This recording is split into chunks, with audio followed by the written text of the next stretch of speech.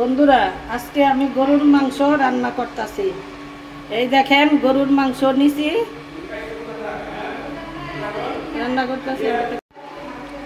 বন্ধুরা আজকে আমি গরুর মাংস রান্না করতেছি, আলু দিয়া ভোনা ভোনা করব।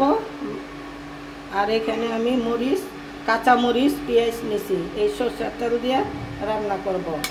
ঠিক আছে বন্ধুরা, এই দেখেন আমার গরুর মাংস। আজকে আমি এই যে গরুর মাংস নিছি 1 কেজির উপরে, আর এখানে আলু নিছি 1 কেজি গরুর মাংস নিছি, আর এখানে আলু নিছি। সরষের তেল দিয়ে আমি সাদা করে মাংসটা রান্না করব। হালকা একটু হলুদ মরিচ দিব। ঠিক আছে, রাখি।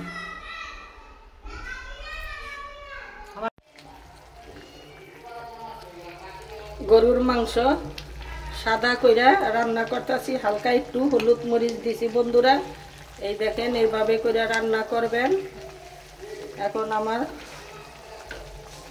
মাংস হয় নাই, আর এখানে আলু নিছি, ভাতের সাথে, সাদা ভাতের সাথে খাওয়া হবে এই মাংস। এটা কোরবানির মাংস।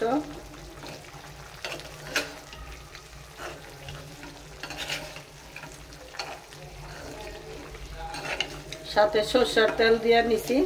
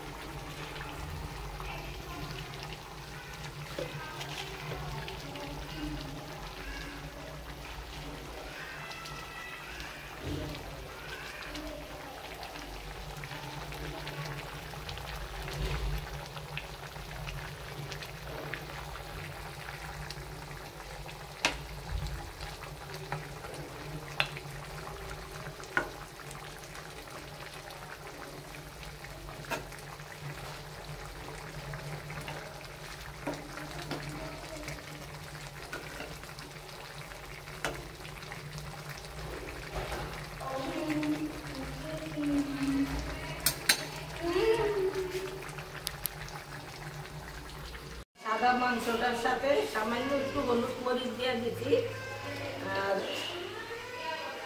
কাঁচা মরিচ দিছি অনেকগুলি, আদা রসুন দিছি অনেক, আর এখানে গরম মশলা, দারচিনি, এলাচি, পেঁয়াজ বেশি করে দিছি। আর এই আলুটার সাথেই রান্না করা হইব। এটা কোরবানির মাংস রান্না করতেছি, আপনারাও বাসায় খাইয়েন। আর আমার একটা লাইক শেয়ার দিয়ে দিয়েন, পারলে একটা সাবস্ক্রাইব করে দিয়েন। বন্ধুরা আমার মাংস কষানো হয়ে গেছে, এখন আমি আলু দিয়ে দিব।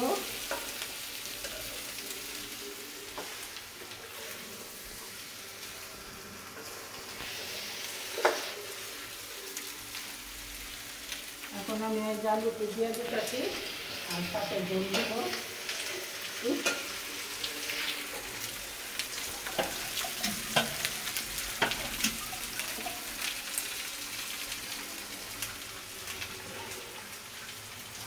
অল্প করে একটু জল দিয়ে দিলাম। বড় বড় করে আলু কাটবেন মাংস খাইলে, ছোট আলু দিলে মাংসতে গুন্ডা যায়, বুঝছেন?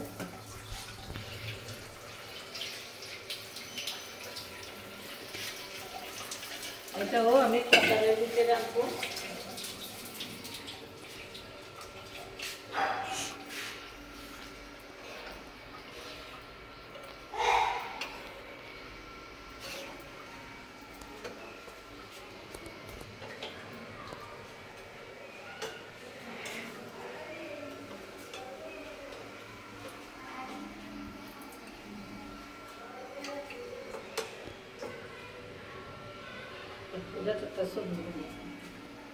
তরকারি রান্না করে নিয়ে আসলাম, মাংস তরকারি। ওই যে সাদা করে রান্না করছি, আর একটু হলুদ মরিচ হালকা করে দিয়েছি। এই আমার মাংস তরকারি। এখন আমি ভাতের সাথে দেখাবো।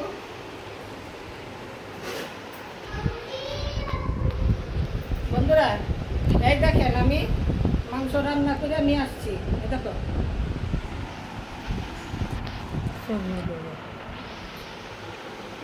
এইভাবে সাদা করে রান্না করে খাইবেন। আদা রসুন ধনিয়া জিরা সব কিছু দিবেন, কাঁচামরিচ দিবেন বেশি করে, পেঁয়াজ কেটে দিবেন, সরষের তেল দিবেন, দিয়ে এইভাবে রান্না করে খাইবেন। হলুদ মরিচ সামান্য একটু দিবেন, বুঝছেন বন্ধুরা? এই দেখেন আমি রান্না করছি। আমার একটা লাইক করেন, শেয়ার করেন, কমেন্ট দিয়েন, একটা সাবস্ক্রাইব